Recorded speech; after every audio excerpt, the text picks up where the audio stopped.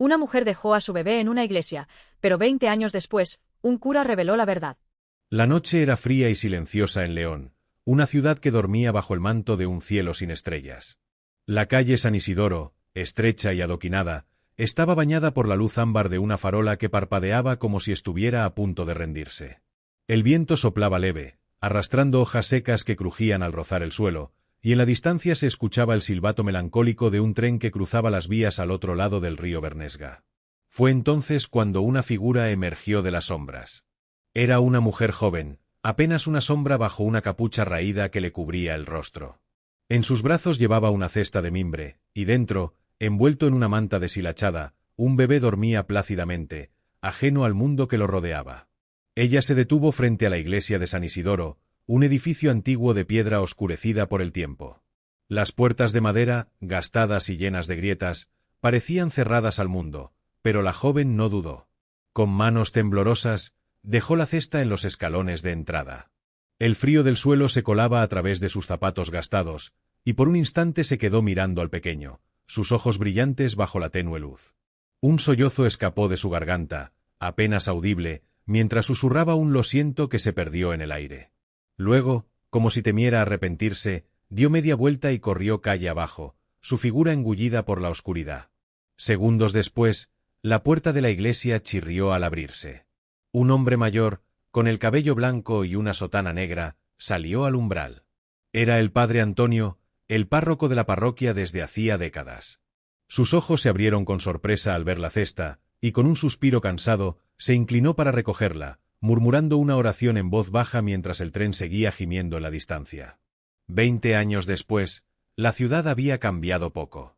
Los edificios de piedra seguían en pie, los trenes aún pasaban con su lamento nocturno, y las farolas de la calle San Isidoro continuaban parpadeando como si nunca fueran a arreglarlas.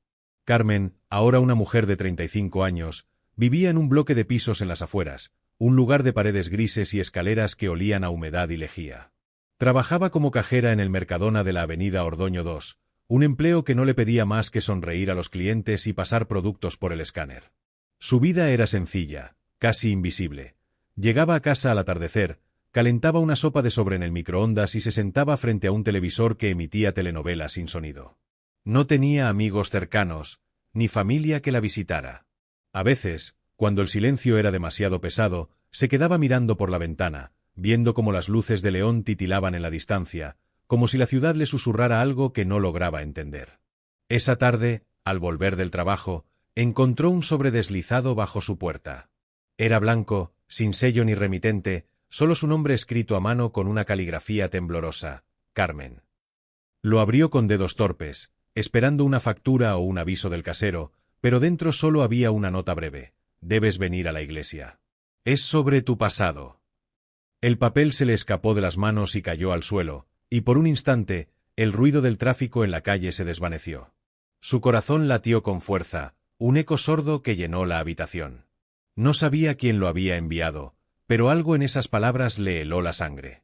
Con un gesto rápido, tomó el mechero que guardaba en el cajón de la cocina y prendió fuego a la nota, viendo cómo las llamas consumían el papel hasta dejar solo cenizas en el fregadero. No es nada, se dijo, aunque su voz sonaba hueca, como si intentara convencerse a sí misma. Pero mientras fregaba los platos esa noche, el recuerdo de aquella noche de hace 20 años se coló en su mente. El frío mordiendo sus dedos, el peso de la cesta en sus brazos, el sonido de sus propios pasos resonando en la calle vacía. Al día siguiente, en el supermercado, intentó mantener la calma. El pitido constante del escáner y el murmullo de los clientes llenaban el aire, pero su cabeza estaba en otra parte. Durante un descanso, mientras tomaba un café aguado en la sala de empleados, una compañera, María, notó su distracción. «¿Qué te pasa hoy, Carmen?» «Estás como ida», dijo, mordiendo una galleta María que había sacado de su bolso. Carmen forzó una sonrisa. «Nada, solo otra carta rara. Seguro que son los del banco o algún bromista». María rió, sacudiendo la cabeza. «¿Quién va a molestarse por ti? Si eres más sosa que el pan de ayer». Las palabras eran una broma, pero a Carmen le dolieron como un pinchazo. No respondió, solo apretó la taza entre sus manos y dejó que el calor le quemara las palmas, un castigo silencioso por algo que no podía nombrar. Esa noche, de pie frente a la ventana de su piso, dejó que sus pensamientos vagaran. La ciudad se extendía ante ella, un mosaico de luces parpadeantes y sombras largas. El viento golpeaba las contraventanas, y el traqueteo de un tren lejano resonaba como un lamento. Han pasado 20 años, pensó, cerrando los ojos. Pensé que todo había terminado. ¿Por qué ahora? ¿Por qué yo?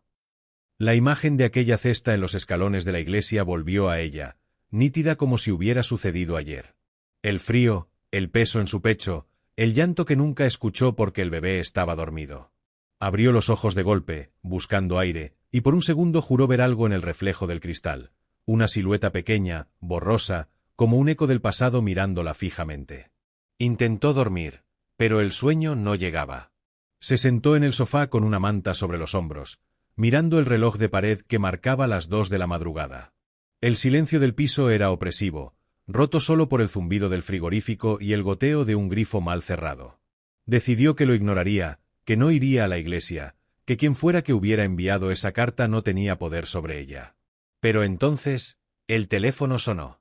El sonido cortó el aire como un cuchillo, y Carmen dio un respingo. Era un número desconocido. Dudó, con el corazón en la garganta, pero al final descolgó. Sí, dijo, su voz apenas un susurro. No hubo respuesta, solo una respiración lenta al otro lado de la línea. Y luego, débil pero inconfundible, el llanto de un bebé. Antes de que pudiera decir algo más, la llamada se cortó, dejando el silencio más pesado que nunca. Carmen dejó caer el teléfono sobre el sofá, sus manos temblando, y se quedó mirando la pantalla apagada, sabiendo que algo, o alguien, estaba a punto de irrumpir en su vida. El sonido del llanto todavía resonaba en los oídos de Carmen cuando el sol empezó a filtrarse por las rendijas de la persiana. No había dormido. La noche se había alargado en un torbellino de pensamientos, y el teléfono, tirado en el sofá, parecía mirarla como un testigo mudo. Se levantó con las piernas pesadas, el cuerpo agotado por la tensión, y se preparó un café solo en la cocina. El aroma amargo llenó el aire, pero no logró despejar la niebla que le nublaba la mente. Mientras el líquido oscuro goteaba en la taza, intentó convencerse de que todo había sido una broma, un error, una alucinación provocada por el cansancio. Pero el recuerdo de esa respiración al otro lado de la línea, lenta y deliberada, le erizaba la piel. Tomó el móvil con manos temblorosas y marcó el número desconocido. Una voz mecánica le respondió: «El número que ha marcado no está en servicio». Colgó, frustrada, y dejó la taza a medio beber sobre la mesa. El día en el Mercadona pasó como un borrón. El pitido del escáner, las voces de los clientes pidiendo bolsas o quejándose del precio del aceite, el roce constante de las monedas en sus manos. Todo era ruido blanco que no lograba sacarla de su cabeza. María, su compañera, volvió a bromear durante el descanso, pero Carmen apenas respondió, limitándose a sentir mientras miraba el reloj. No podía seguir así, ignorándolo. La carta, la llamada, el llanto, eran piezas de un rompecabezas que no quería armar, pero que se negaba a desaparecer. Al salir del trabajo, con el cielo ya teñido de un gris plomizo, tomó una decisión. Iría a la iglesia de San Isidoro. No porque quisiera respuestas, sino porque necesitaba que todo aquello terminara de una vez. La calle San Isidoro estaba tranquila cuando llegó, con el eco de sus pasos resonando en los adoquines húmedos por una lluvia reciente. El olor a tierra mojada y el leve murmullo de las campanas lejanas llenaban el aire. La iglesia se alzaba ante ella, imponente y silenciosa, igual que aquella noche de hace 20 años.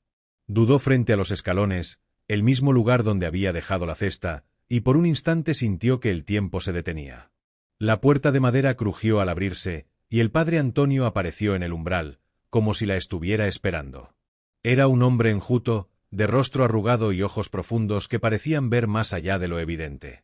«Carmen», dijo con voz calma, casi un susurro, y ella sintió un escalofrío. «Se equivoca, no soy esa persona», respondió ella rápidamente, dando un paso atrás. El sacerdote la miró fijamente, sin moverse. «Dios no se equivoca, Carmen. Entra, por favor». Había algo en su tono, una mezcla de autoridad y compasión, que la hizo obedecer a regañadientes.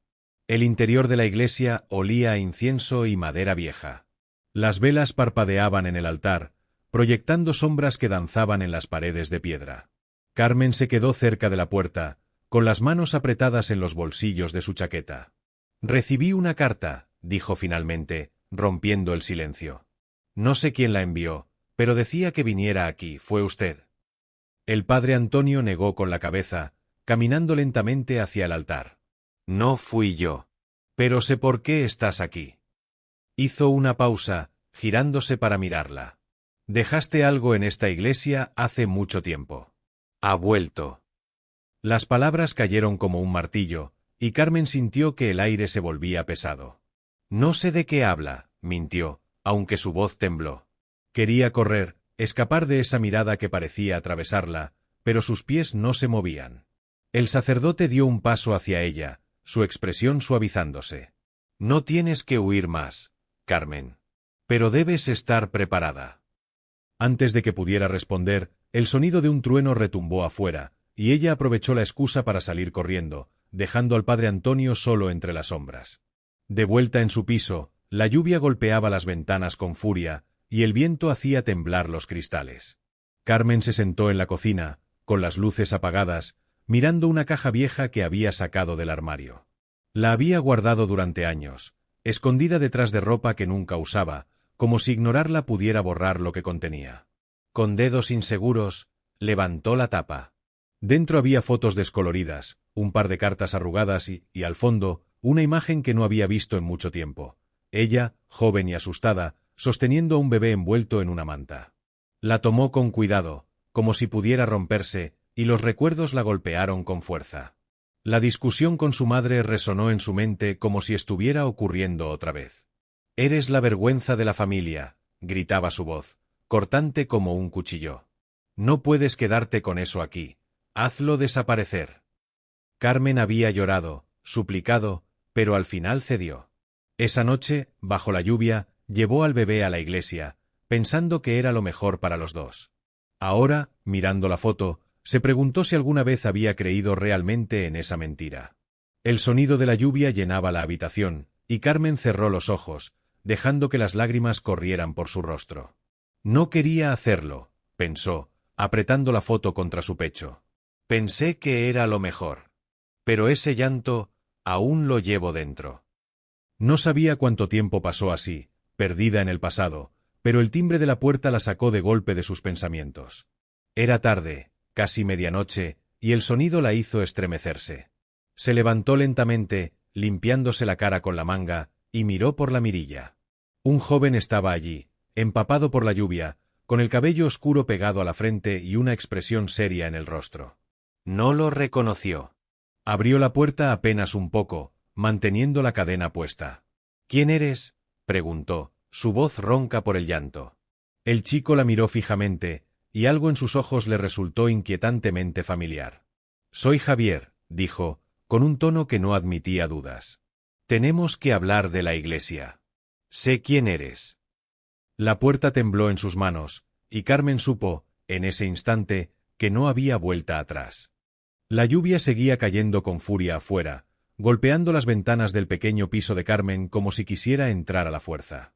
Javier estaba de pie en el umbral, con el agua goteando de su chaqueta empapada y formando un charco en el suelo del pasillo. Sus ojos, oscuros y penetrantes, no se apartaban de ella, y había algo en su postura, una mezcla de determinación y vulnerabilidad, que la hizo dudar antes de quitar la cadena de la puerta. «Pasa», dijo finalmente, su voz apenas audible sobre el rugido de la tormenta. Él entró sin decir palabra, dejando un rastro de gotas tras de sí, y se quedó en medio del salón, mirando alrededor como si buscara algo que no podía nombrar. Carmen cerró la puerta con un clic suave y se apoyó contra ella, cruzando los brazos sobre el pecho como una barrera invisible. «¿Qué quieres?», preguntó, intentando sonar firme, aunque el temblor en sus manos la delataba. Javier se giró hacia ella, y por un momento el silencio entre ellos fue más fuerte que la lluvia. «Soy el niño que dejaste en la iglesia», dijo al fin, su voz cortante como el filo de un cuchillo. «Hace 20 años, en San Isidoro. Eras tú, ¿verdad?». El aire se le escapó a Carmen de los pulmones, y por un instante sintió que el suelo se hundía bajo sus pies. Abrió la boca para negarlo, para decir que estaba loco, que no sabía de qué hablaba, pero las palabras se quedaron atrapadas en su garganta. En lugar de eso, solo pudo mirarlo, buscando en su rostro alguna pista, alguna señal de que aquello no era real. Pero allí estaba, los ojos, la forma de la mandíbula, un eco lejano de su propia cara joven reflejado en él. «No sé de qué hablas», logró decir al fin, dando un paso atrás hacia la cocina. Javier avanzó, su expresión endureciéndose. «No mientas. Lo sé todo. Mi padre adoptivo me lo contó antes de morir. Me dijo que me encontraron en una cesta, en la iglesia, y que el sacerdote sabía quién era mi madre. He estado buscando respuestas, y todas me trajeron aquí». A.T.I. Cada palabra era un golpe, y Carmen sintió que el pasado, que había enterrado con tanto cuidado, se alzaba como un espectro frente a ella. «Estás equivocado», insistió, pero su voz se quebró, y Javier lo notó. «¿Equivocado?», replicó él, alzando la voz. «¿Pensaste en mí alguna vez? ¿En lo que me hiciste? Estaba vivo». El grito resonó en las paredes, y Carmen se estremeció, retrocediendo hasta chocar con la mesa de la cocina. Por un momento, el silencio volvió, roto solo por el tamborileo de la lluvia y la respiración agitada de ambos. Carmen cerró los ojos, y los recuerdos la arrastraron de nuevo a aquella noche. Estaba allí otra vez, bajo la luz de la farola, con el frío mordiéndole las manos mientras dejaba la cesta en los escalones. Podía sentir el peso del bebé en sus brazos, el nudo en su garganta mientras susurraba «perdóname» antes de correr. Abrió los ojos de golpe, y Javier seguía allí, mirándola con una mezcla de furia y dolor que le atravesó el alma. «No pude». «Estaba sola», murmuró, más para sí misma que para él. Él dio un paso más, cerrando la distancia. «¿Sola? ¿Y eso te dio derecho a abandonarme? A tirar mi vida como si fuera basura?» Las lágrimas brotaron en los ojos de Carmen, pero no las dejó caer. No podía permitírselo, no frente a él.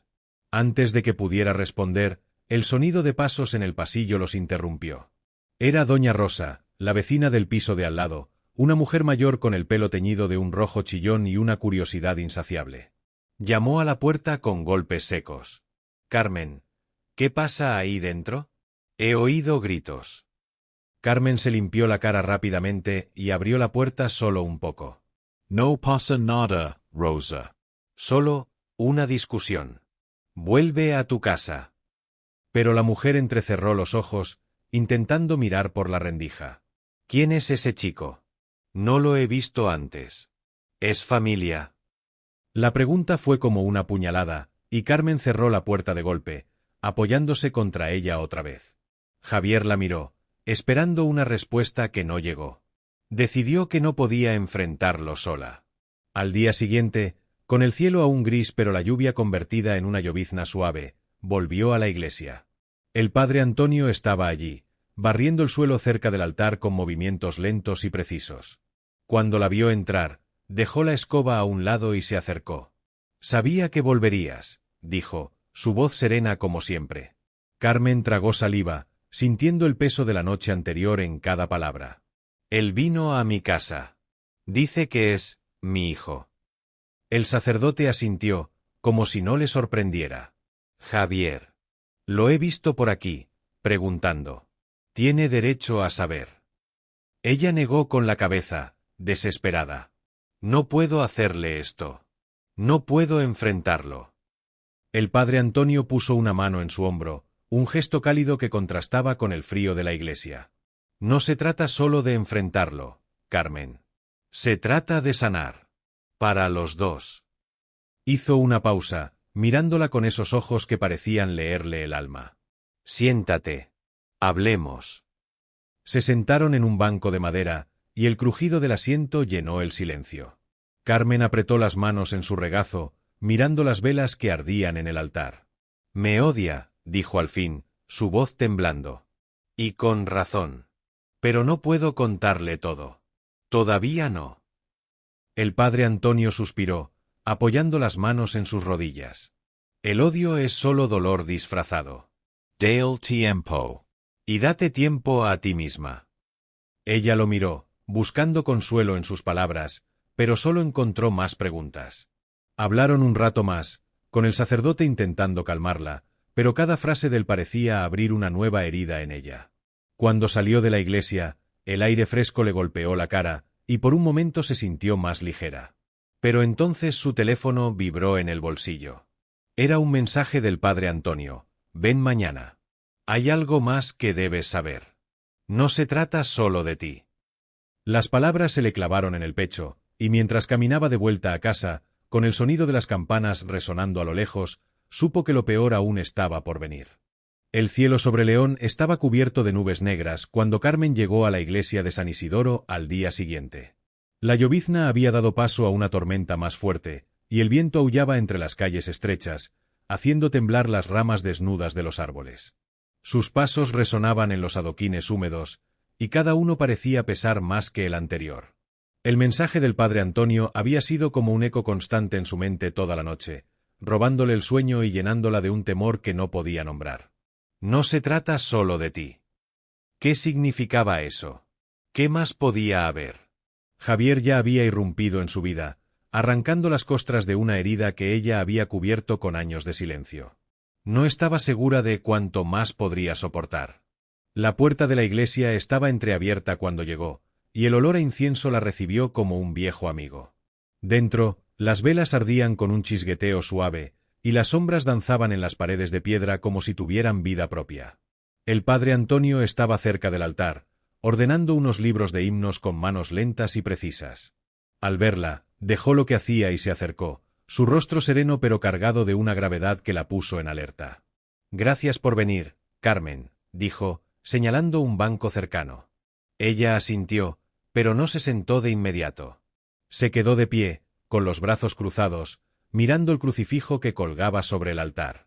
«Dígame qué pasa», pidió, su voz más firme de lo que esperaba. El sacerdote respiró hondo, como si buscara las palabras adecuadas, y luego comenzó. «No dejaste un solo niño aquella noche», dijo, y el mundo de Carmen se detuvo. Sus ojos se abrieron de par en par, y un zumbido llenó sus oídos, ahogando el sonido del viento afuera. «¿Qué?», susurró, apenas audible. El padre Antonio continuó, su tono tranquilo pero implacable. «Eran gemelos, Carmen. Dos bebés. Uno fue Javier, el que dejaron en la cesta que yo encontré. Pero el otro, alguien más lo tomó antes de que yo llegara. Una pareja que pasaba por allí esa noche lo vio y se lo llevó. No supe nada hasta mucho después». Las piernas de Carmen temblaron, y se dejó caer en el banco, sintiendo que el aire se le escapaba. «Gemelos», repitió, como si probar la palabra en su boca pudiera hacerla menos real. El sacerdote se sentó a su lado, mirándola con compasión. «Nunca lo supiste, ¿verdad? Tu madre, o quien estuviera contigo, no te lo dijo». Las lágrimas brotaron antes de que pudiera detenerlas, y un sollozo desgarrador escapó de su garganta. «No», dijo, sacudiendo la cabeza. «No lo sabía. Dios mío, no lo sabía». Los recuerdos de aquella noche volvieron en fragmentos. El dolor del parto en casa, la voz de su madre gritando que no mirara, que lo dejara todo en sus manos. Había estado tan asustada, tan agotada, que no cuestionó nada. Pensó que solo había un bebé, el que llevó a la iglesia. Pero ahora, la verdad la golpeaba como una ola. Había tenido 2 hijos, y uno de ellos se había perdido en la noche sin que ella lo supiera. El padre Antonio puso una mano en su hombro, pero ella apenas lo sintió. «¿Qué pasó con él?», preguntó, su voz quebrada. El sacerdote bajó la mirada, y eso fue suficiente para que Carmen supiera que no quería escuchar la respuesta. «Murió», dijo al fin. «A los 5 años, en un accidente de coche con la familia que lo adoptó. No supe quiénes eran hasta hace poco, cuando alguien vino a confesarme su culpa por no haberlo registrado nunca como suyo». Carmen se dobló sobre sí misma, abrazándose el cuerpo como si pudiera contener el dolor que la desgarraba. «Dos bebés», pensó, cerrando los ojos. Ni siquiera sentí al segundo, ¿cómo pude no saberlo? Las imágenes se arremolinaban en su cabeza, la cesta, el frío, el llanto que nunca escuchó porque el otro niño ya no estaba allí. Se sintió vacía, como si una parte de ella hubiera muerto con ese pequeño que ni siquiera tuvo nombre en su memoria. El sonido de la puerta abriéndose de golpe la sacó de su trance. Era Javier, con el pelo mojado pegado a la frente y la respiración agitada, como si hubiera corrido hasta allí. Sus ojos se encontraron con los de Carmen, y luego pasaron al padre Antonio. «¿Qué está pasando?», preguntó, su voz tensa. El sacerdote se levantó, intentando mediar. Javier, scientate. Hay algo que ambos necesitan saber. Pero antes de que pudiera continuar, otro ruido interrumpió el momento. Doña Rosa, la vecina, entró como un torbellino, con un paraguas chorreando agua y una expresión de indignación en el rostro. «¡Lo sabía!», gritó, señalando a Carmen. «Eres un monstruo. Abandonaste a un niño y ahora traes a este extraño aquí. Voy a contárselo a todo el barrio». Javier dio un paso adelante, poniéndose entre ella y Carmen. «Déjala en paz», dijo, su tono firme. «No sabes nada». Carmen lo miró, sorprendida por su reacción. Por primera vez, vio algo más que ira en sus ojos, una chispa de protección, de algo que no esperaba. «Javier», susurró, levantándose del banco. Él se giró hacia ella, y por un instante el mundo pareció detenerse. «¿Es verdad?», preguntó él, su voz más suave ahora. «Lo que dijo el padre». Ella asintió, las lágrimas corriendo por su rostro. «Sí. Y había otro. Tu hermano. Pero ya no está». La confesión salió como un torrente, y Javier se quedó inmóvil, procesando las palabras. Doña Rosa soltó una exclamación de horror y salió corriendo, murmurando que todos debían saberlo. Pero en ese momento, a Carmen no le importó. Solo podía mirar a Javier, esperando su reacción. Él respiró hondo, y luego, para su sorpresa, dio un paso hacia ella. «No lo sabías», dijo, más como una afirmación que como una pregunta. Ella negó con la cabeza, temblando. «No. Lo juro». Javier la miró un momento más, y luego dijo algo que ella nunca olvidaría. «No te odio por eso, mamá». La palabra la golpeó como un rayo, y Carmen cayó de rodillas, llorando con una mezcla de alivio y dolor. El padre Antonio se acercó, intentando calmarlos, pero el sonido de la tormenta afuera seguía rugiendo, como si el cielo mismo estuviera gritando con ellos. Cuando doña Rosa se fue, dejando tras de sí una amenaza de chismes, Javier se arrodilló junto a Carmen y le tomó la mano. «Me quedo», dijo simplemente.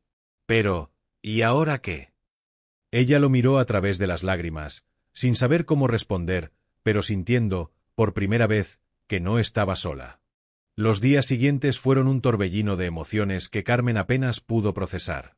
La tormenta había pasado, dejando tras de sí un cielo despejado y un aire fresco que se colaba por las rendijas de las ventanas de su pequeño piso. Javier no se había ido, como ella temía que hiciera después de todo lo que había pasado en la iglesia.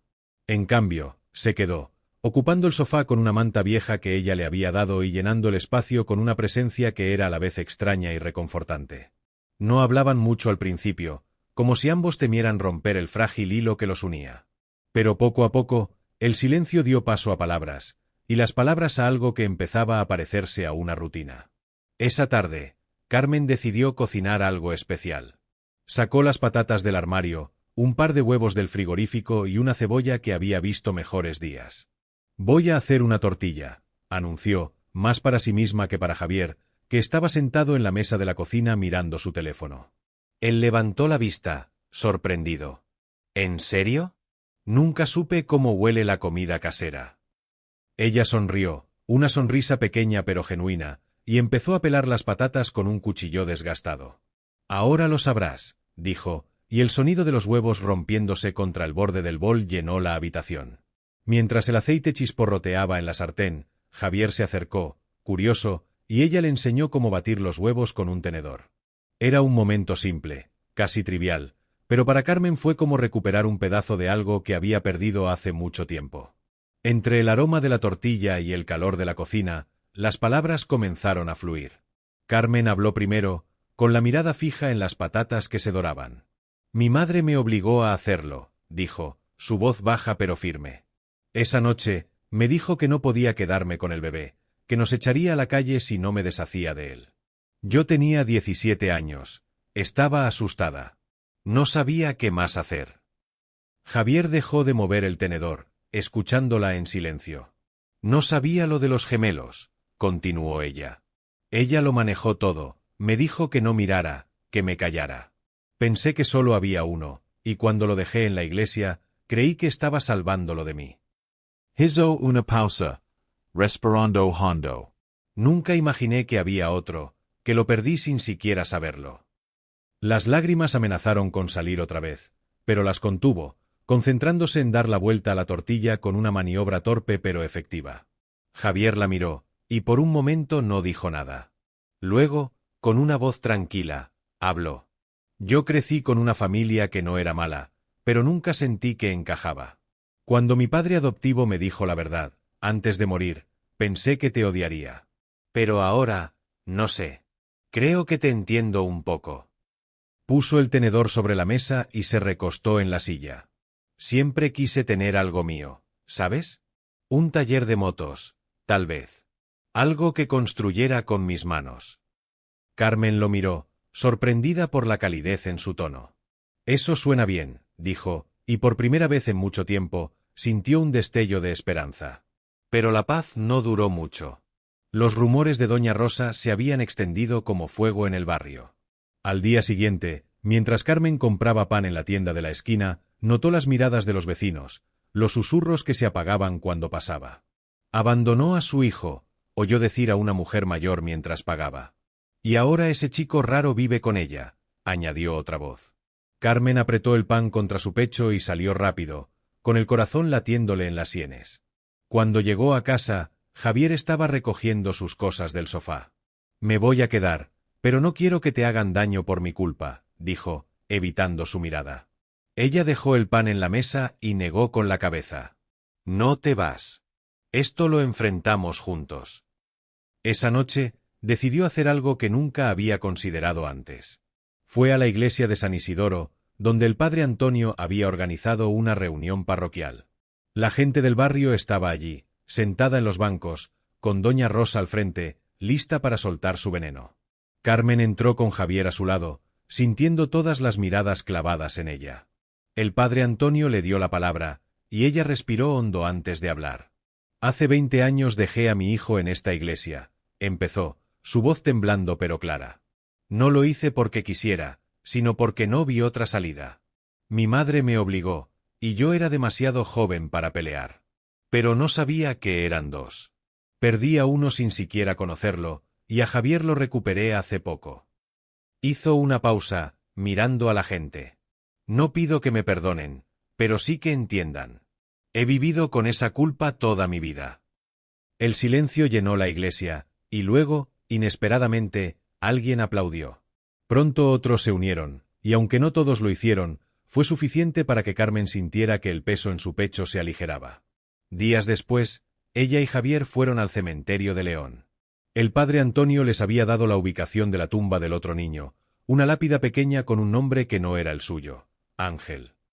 Se quedaron allí en silencio, bajo la luz dorada del atardecer, dejando un ramo de flores blancas sobre la tierra. Carmen cerró los ojos, dejando que el viento le acariciara la cara. No te conocí, pequeño, pensó. Pero te quiero.